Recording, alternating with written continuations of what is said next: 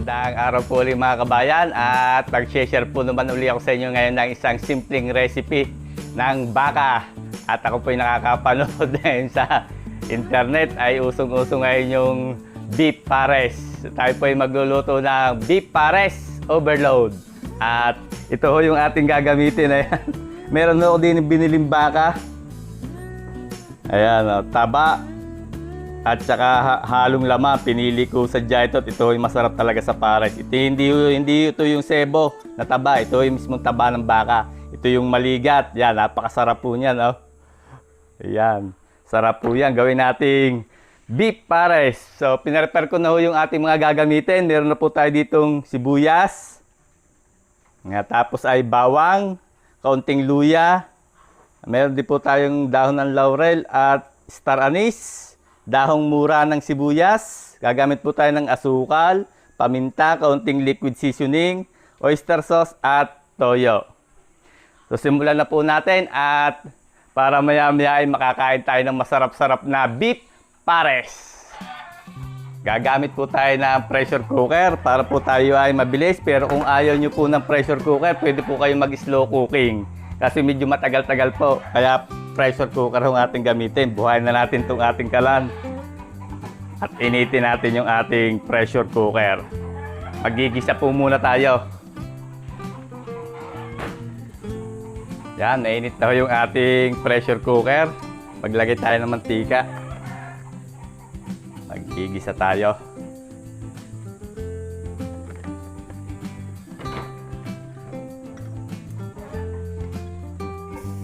Bawang muna. O, depende sa inyo kung anong gusto nyong unahin. Kung sibuyas o bawang. Inuuna ko yung bawang para mapabango natin. Mababrown natin ng konti.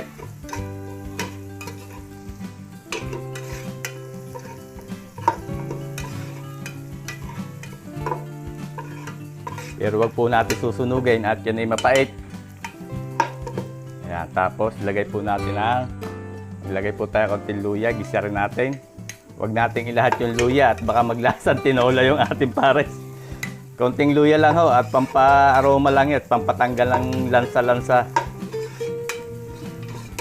Pampabango. Sunod na po natin ang sibuyas.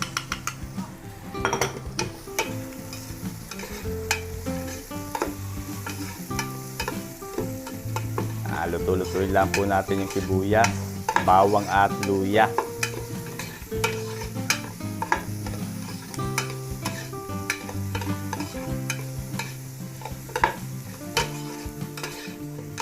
Okay, pag nakikita nyo po na ganyan na, medyo luto na yung ating panggisa. Ilagay na natin ang ating baka. So, hindi ko na ito ginayat at kaya nga overload.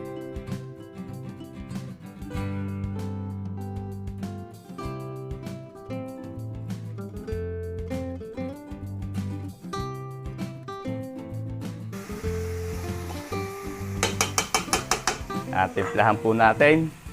Maglagay tayo ng konting liquid seasoning.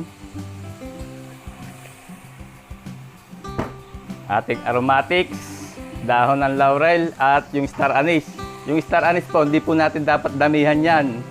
At baka maglasang minatamis na sago yung ating pares. Dapat i-balance na balance lang, parang may aroma lang siya ng star anise. Tapos ay maglagay din po tayo ng toyo. Ayan ang oyster sauce.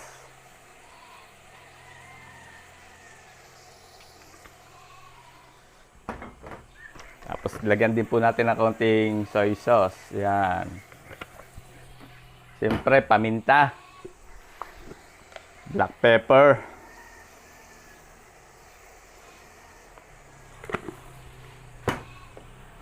Lagay po tayo ng brown sugar.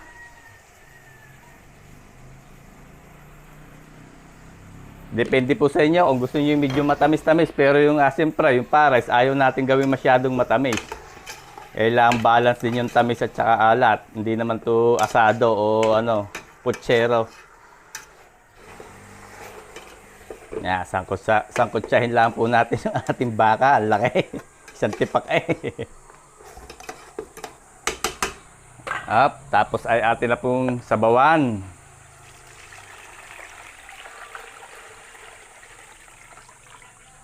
Ayan, mga kalahati.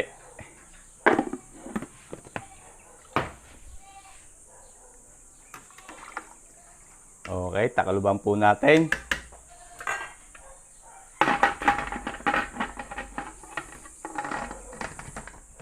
Yan. Pagka po nagwi-whistle na, pag nasiga na, orasan natin, mga 30 minutes. Gawa yan po ay laman at tabala, mga 30 minutes ay malambot na ho yan.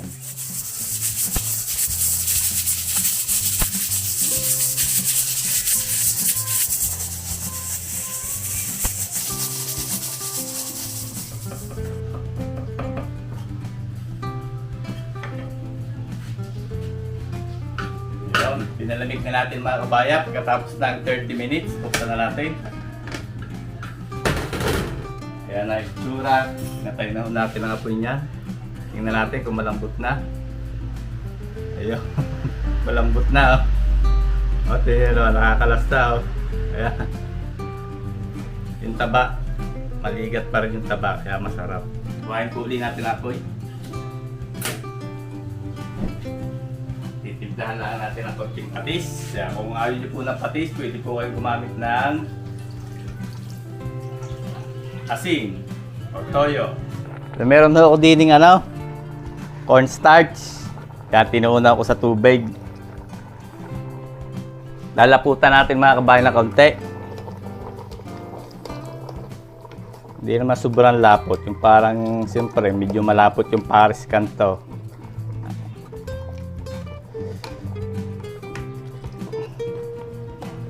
Huwag naman po sobrang lapot, yung tamang lapot lang. Yan.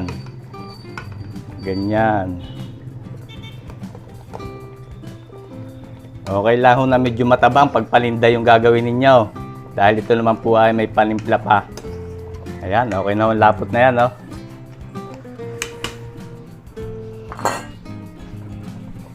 Tikman uli natin. Kung lasang Paris nga.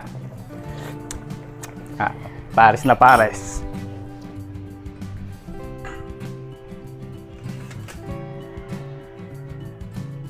Yan, hanguin po natin ang ating pares, beef pares. Ayan Bayan buong buo. Hindi na natin nahanguin yan, hindi na natin gagayatin at hindi naman palinda. Lalantakan na natin ng ganyan. Baba natin. Ayan. Tapos, meron ho tayo ditong palimpla. Lagyan natin ng dahon ng sibuyas at saka bawang. Yun. Ayan mga kabayan ng ating beef pares.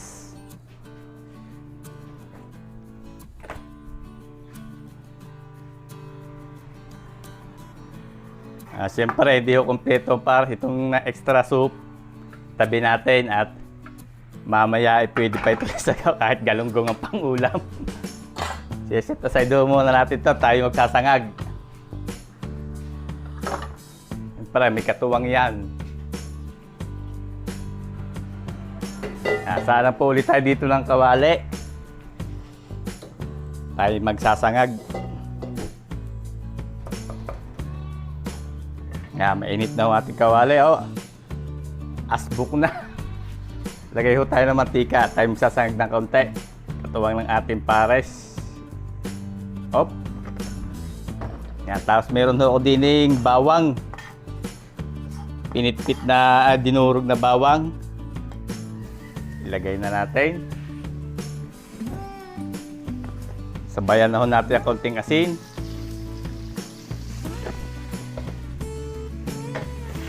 Haluin lang po natin at luluto-lutuin natin yung bawang.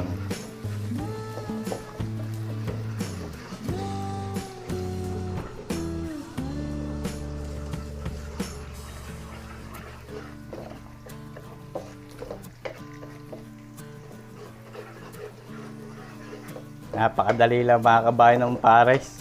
Pwedeng pang business. Pwede rin nyo rin subukan sa mga bahay-bahay lang kung malayo kayo sa parisan. Ito mga kabayan, lagay natin yung bahaw. Kaning lamig.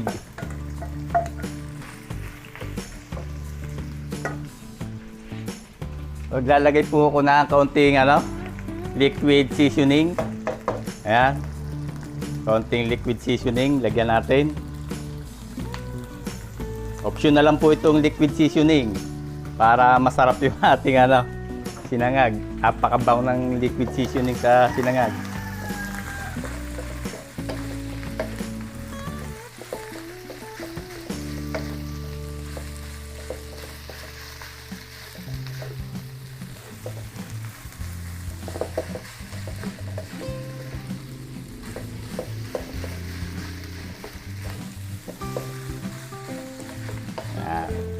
Tuloy lang po natin yung ating sinangag. Napakadali lang ito pagka naghiwa-hiwalay na.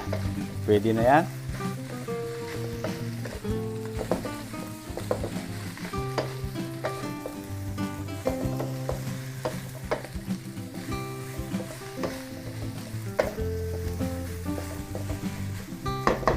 Okay, lagyan po natin ng para may greens naman, lagyan natin ng dahon ng sibuyas. Tapos lagyan pa natin ng extra toasted garlic. Ayan.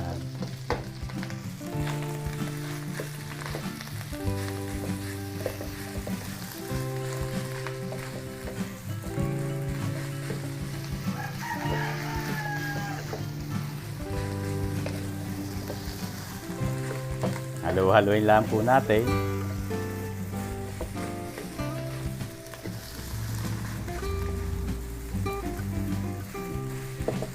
Yun, ganun lang po kadali. Okay na itong ating sinangag. Hindi na natin tatagalan ng pagkakaluto. Yan ang ating katuwang ng ating beef pares. Napakadali lang po mga kabay. Pwede nyo subukan.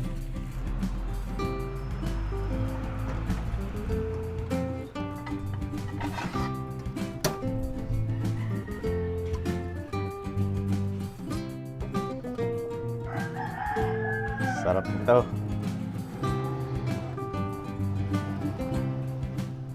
Sandukin na natin at para ating matimusan. Iyon. Lagyan natin ng bawang pa para maganda-ganda tingnan. Ayun. So yun mga kabayan, pwede natin tikman itong ating beef pares. Ayan.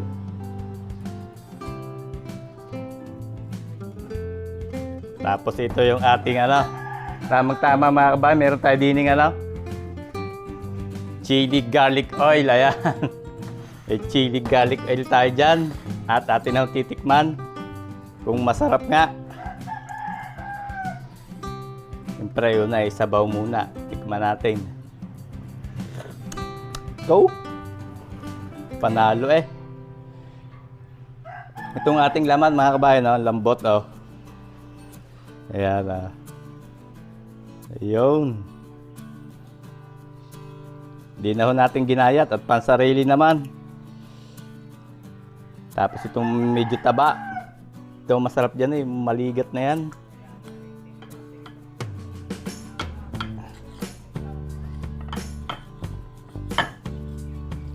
Ayan.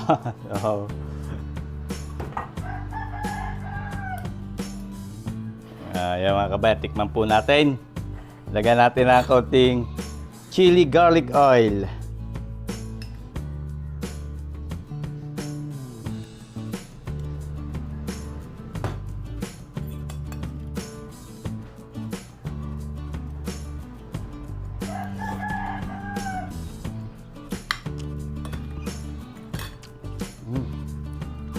Panalo mga kabayan, masarap.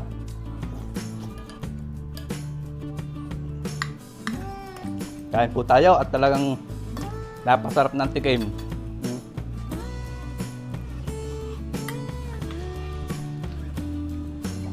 Masarap mga kabayan, pwede nyo po itong subukan.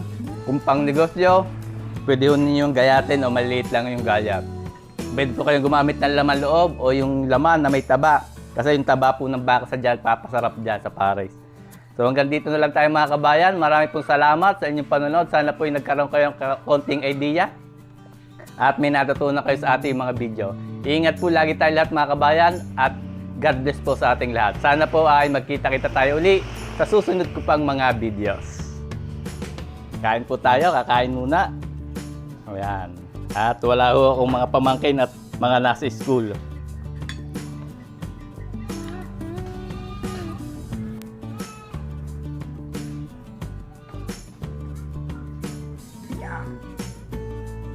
Ayan, titikman na rin ho ng aking tatay. Dati pa kanina ng aking tatay at kakain din daw siya. Ayan. Malambot ga. Ah, lasa.